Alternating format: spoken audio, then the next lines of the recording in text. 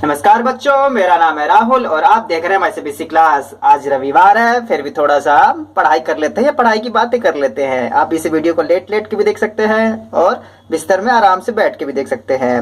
बस इसमें आपको ये बताऊंगा, जो मैथ की वर्कशीट जो आप कहाँ तक 45 तक कर चुके हैं ना, मेरे ख्याल से 45 ही है, 45 तक कर चुके हैं, तो उसमें अभी तक आपने क्या पढ़ा है।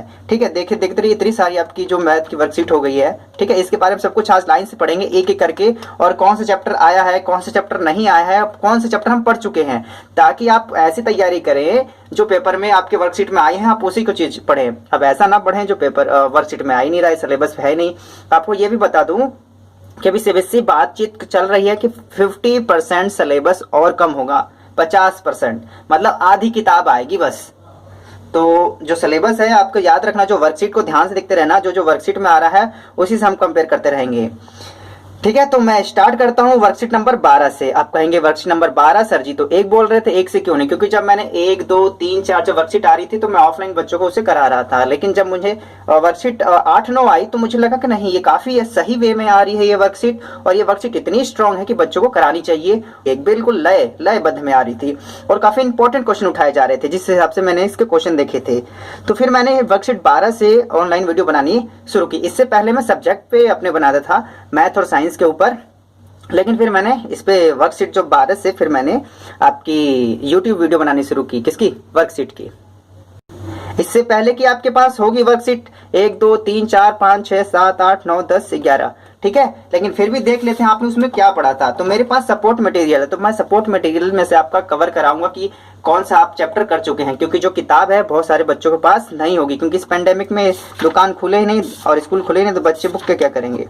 ठीक है, तो आपका जो वर्कशीट चल रही थी ये पहला है आपका बहुपद संघ। ठीक है, तो बहुपद से मैंने शुरू किया, लेकिन इस बार में संख्या पद्धति आपका पहला चैप्टर भी है, आप ये पहला चैप्टर कर चुके हैं। तो अच्छे से अगर माइंड में आप देखेंगे तो बिल्कुल दोनों सेफ्टी में तरीके से बताने जा रहा हूँ मैं, ध्यान से देखिएगा। ठीक है, तो इसमें आप मैंने देखा था उस वर्कशीट में आपके पास होगी, तो आपका जो परिमेयीकरण है, ठीक है, ये पढ़ लीजिएगा। ठीक है, और ये संख्या रेखा वाला, और ये आपके घातांक जो नियम है ये पढ़ लीजिए, ये 10th क्लास में दोबारा आएंगे।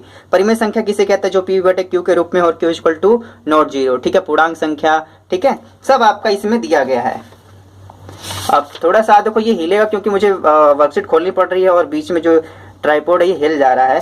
ठीक है, तो आपको यहाँ पे दिया गया है, आसानी से देख सकते हैं यहाँ पे, और उठाइए आप। सपोर्ट मटेरियल काफी अच्छी चीज है। वास्तविक संख्या है, परिमेय संख्या है, अपरिमेय संख्या है, पूर्णांक संख्या है, भिन्न संख्या है, ऋण संख्या है। ठीक है, पूर्णांक, शून्य, प्राकृतिक संख्या है। ठीक है, प्राकृतिक संख्या याद रखना 1 से शुरू होती है, पूर्णांक जो होता है 0 से स्टार्ट हो जाता है।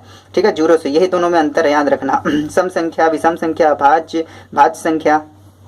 ठीक है, तो ठीक है, अब आगे बढ़ते हैं, और ये ध्यान रखिए अभाज्य संख्याएं 2। अब 2 अभाज्य संख्या में आती हैं, कई लोग कहते हैं भाज्य में आ जाती है, लेकिन 2 अभाज्य संख्या में आती है। तो आपको मैं बताऊं तो कहने का मतलब आप पहला चैप्टर यहाँ से कर चुके हैं। ठीक है, अब जो वर्कशीट मेरी 12 है तो इसको दिखाता हूँ। 12 में कहाँ से है? बीजगणितीय सरसमीकाएं। तो ये है आपका, अगर मैं सपोर्ट मटेरियल पलटूं तो इसका अध्याय 2, तो अध्याय 2 एक बार खोल के अच्छे से दिखाता हूँ मैं। ठीक है, जो बस माइंड में भी दिखाऊंगा मैं आपको ये। और याद रखना बच्चों, जो आपकी बार की जो वर्कशीट सपोर्ट मटेरियल मिली है इससे पिछले बार की भी, ये पिछले बार 2 तरीके से बहुत अच्छा आ रहा है, ताकि आपका एक पेज में सब कवर हो जा रहा है। आप क्या पढ़ रहे हो, क्या छूट चुका है, क्या बाकी है आपका। तो आपने पद के आकार, एक पदी, द्विपदी, त्रिपदी, बहुपद, ये सब चीजें पढ़ी होंगी आपने। ठीक है, जो मेरी स्टार्ट हुई है बीजगणितीय सरसमीकाएं, मेरी यहाँ से बहुपद के अंदर से, मतलब बहुपद भी आपका चैप्टर है वो शुरू हुआ है मेरा कहाँ से? सरसमीकाएं। ठीक है, यहाँ से स्टार्ट हुआ है, और आपके देखेंगे सरसमीकाओं में तो वही आपका a + b का होल स्क्वायर या xy से भी इसे याद कर सकते हैं, इससे कोई दिक्कत नहीं है। तो कहने का मतलब है, तो जो आपका जो पार्ट 2 है ये भी आप कर चुके हैं। ठीक है, अब पार्ट 2 में देखिए क्या क्या आया था आपका। सरसमीकाएं 12वीं। ठीक है, लाइन से चढ़ेंगे सारा, इतनी सारी वर्कशीट लाइन से चलेंगे। 12, ठीक है, 13 सरसमीकाएं ये भी था आपका। ठीक है, और ये आपके बीजगणित सरसमीकाएं देखो, ये एक ब्रैकेट में a + b, एक ब्रैकेट में x + a, x + b। ठीक है, तो ये वाला भी आप फॉर्मूला याद रखिए, काफी इंपॉर्टेंट है, ये 10th में फिर आएंगे, याद रखना, 5 अगस्त। ठीक है, अब ये यहाँ से खत्म हो गया था आपका। अब चलेंगे वर्कशीट नंबर 15। 15 कहाँ से शुरू हुई तो एक बार देख लेते हैं। कहने का मतलब आप यहाँ तक कर चुके हैं। संख्या पद्धति बहुपद। अब ये आया है एक चर वाले रैखिक समीकरण। ठीक है, अब देखेंगे जो एक चर वाले रैखिक समीकरण है वो आपके निर्देशांक के ही अंदर आ जाते हैं। वैसे दो चर वाले होते हैं लेकिन निर्देशांक के अंदर आपके एक चर वाले रैखिक समीकरण ही आ जाते हैं, याद रखना। तो आपका जो निर्देशांक है वो भी है इसके अंदर, ठीक है, क्योंकि और एक चर का मतलब होता है आपका जिसमें बस x, ठीक है, या तो y मतलब a b c d या चर पद में से बस एक ही रहेगा, ठीक है, वो एक चर रैखिक समीकरण में कहलाएंगे। तो ये स्पेशली कहीं दिया है आपका। तो ये वर्कशीट आपकी कितनी थी, ठीक है, 15, 16 दो चरों वाले रैखिक समीकरण। तो मतलब देखो इसमें एक ही में खत्म कर दिया। एक चर वाले में था आपको इस प्रकार से था x 7x प्लस 9 बराबर 16। आपको पता है कि -9 है, उधर जाएगा तो प्लस हो जाएगा, 16 9 25, फिर x मल्टीप्लाई हो रहा है नीचे डिवाइड होगा तो 25 बटे में 7 हो जाएगा आपका, ठीक। तो और दोनों तरफ देखो यहाँ पे 3x इधर आ गया माइनस हो जाएगा, इससे 3 में से 5 में से 3 जाएगा 2x और ये 9 उधर जाके माइनस हो जाएगा, ठीक है। तो 5 में से 9 हो जाएगा तो घटा देंगे आराम से, -4 आ जाएगा, ठीक है।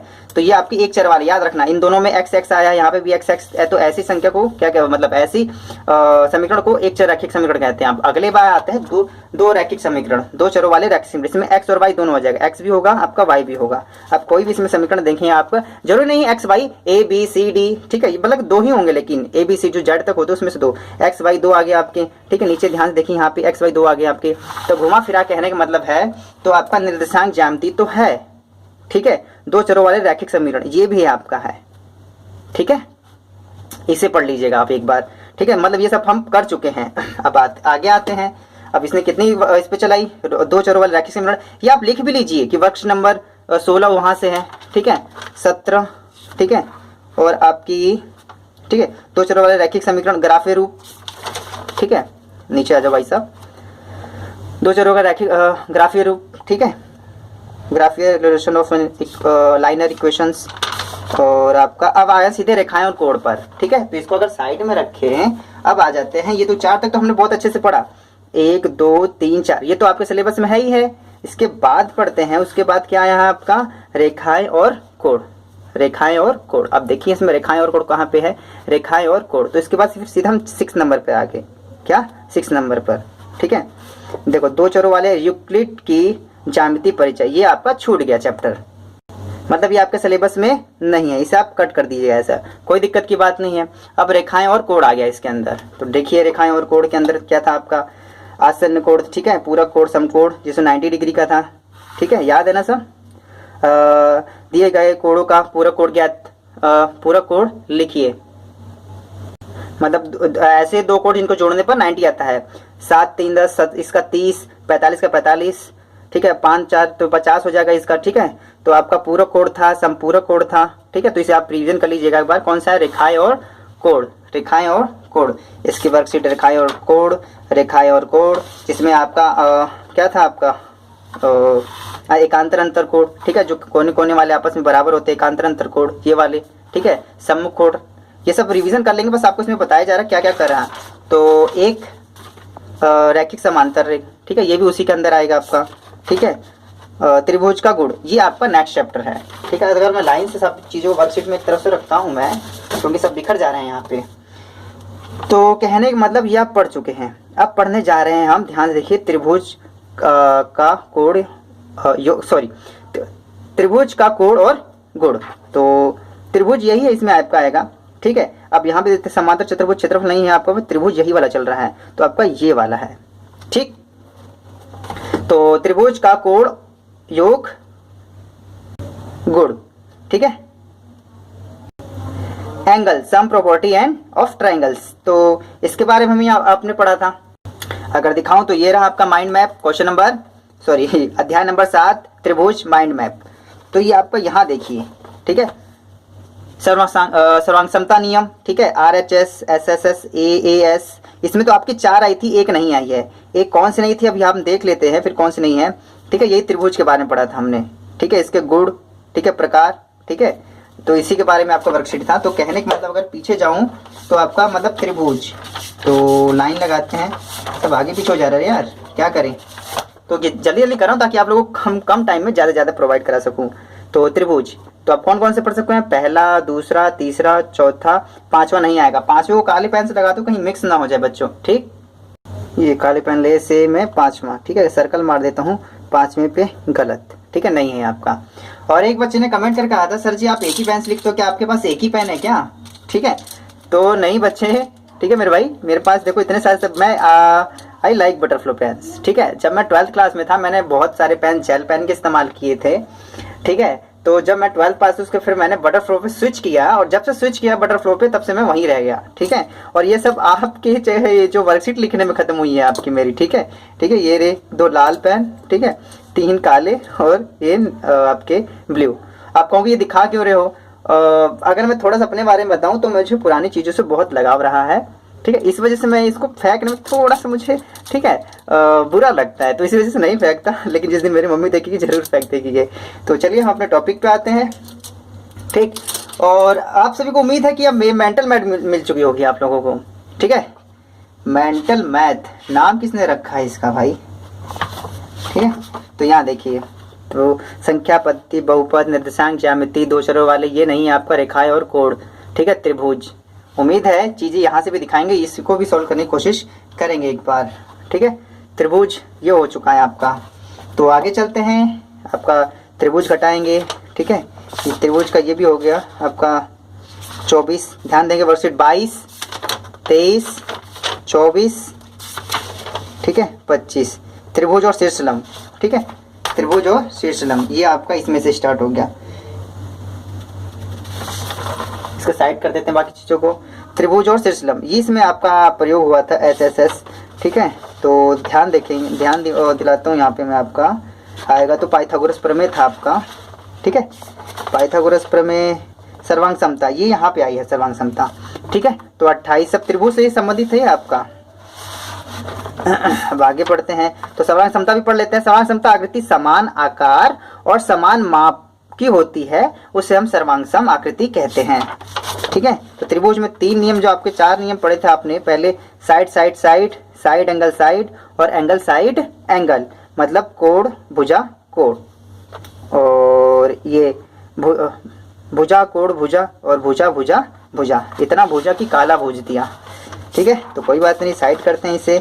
त्रिभुज के गुण, ये आप सबका त्रिभुज चल रहा है, इससे समझ लो त्रिभुज कितनी वर्कशीट आ चुकी है ये रही। तो समझ लो त्रिभुज काफी इंपॉर्टेंट, 1 2 3 4 5 6 और 6 वो रहा, 6 3 9 वर्कशीट आपकी त्रिभुज की है। त्रिभुज इज वेरी इंपॉर्टेंट बच्चों, ध्यान से पढ़ लीजिए क्योंकि सिद्ध करने वाले बार बार आए हुए हैं आपके।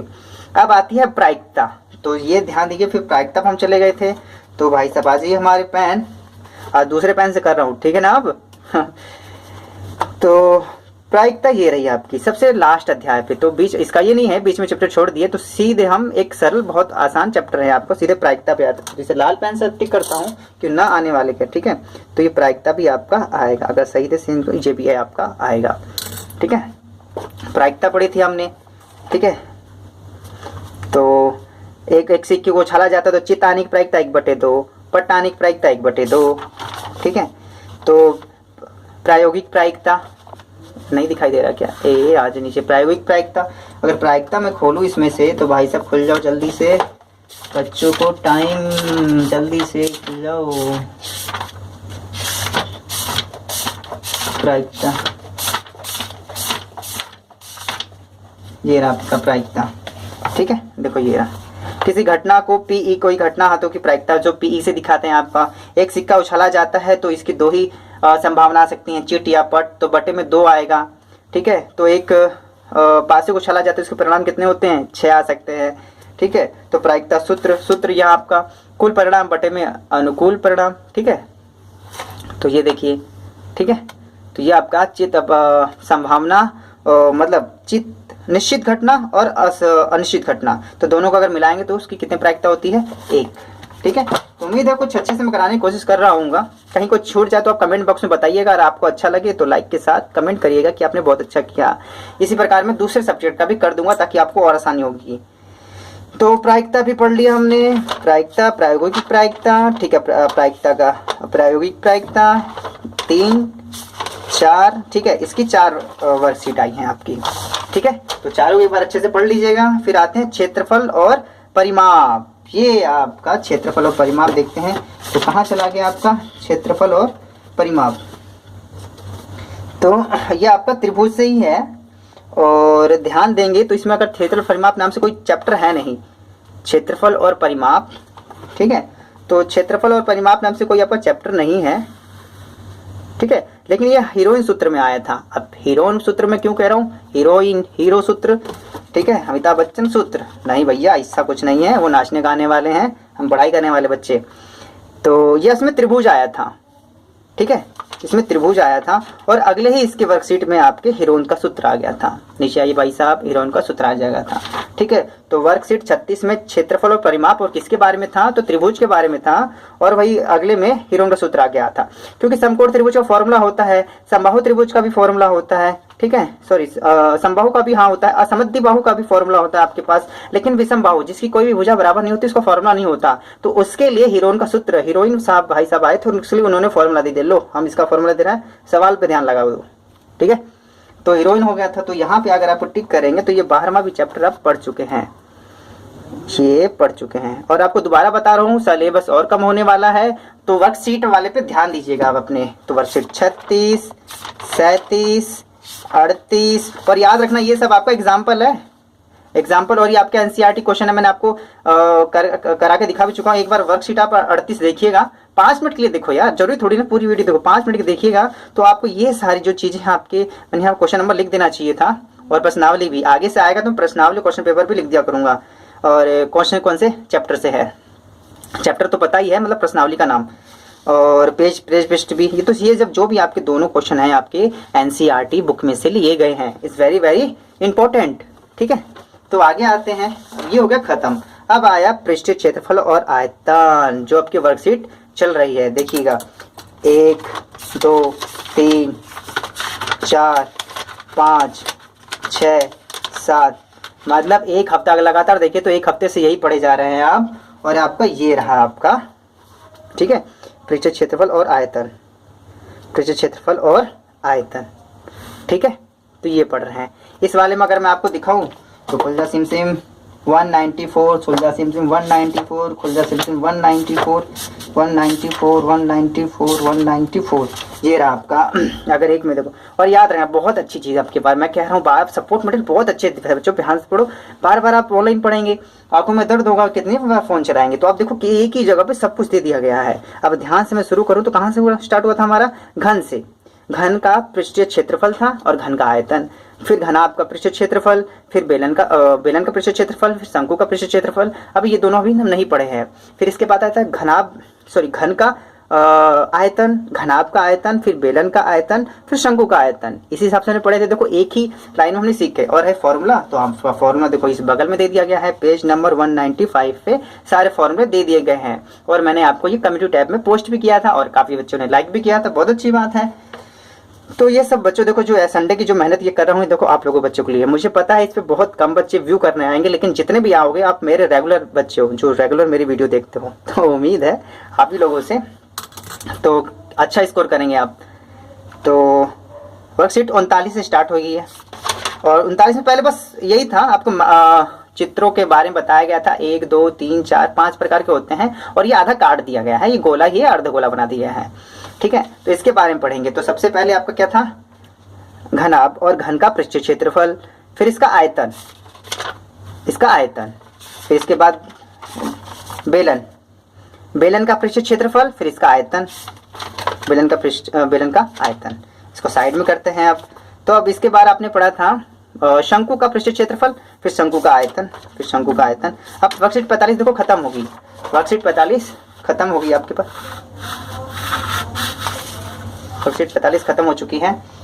तो अगर मैं बताऊं यहाँ पे देखो, शंकु खत्म ना, अब क्या आएगा आपके पास, गोला, उसके बाद अर्धगोला, गोला और अर्धगोला। तो 45, 46, 47, 48, 49। तो पता है ना, अनुमान लग गया क्या क्या चीजें आएंगी आपकी। उम्मीद है हमारी सीबीएसई क्लास के इस वीडियो को देख के आपको काफी आराम मिला होगा, कहने मतलब सिलेबस के अकॉर्डिंग, ठीक है। कई बच्चे कह रहे हैं सिलेबस बताइए क्या क्या चैप्टर आ चुका है, क्या क्या चैप्टर नहीं आया। तो चीजें क्या है कि दिन ब दिन जो सिलेबस है चेंज हो जा रहा है, ठीक है। मैंने फिर कहा कि 50% सिलेबस फिर कम होगा, जैसे मैंने पहले भी बताया था।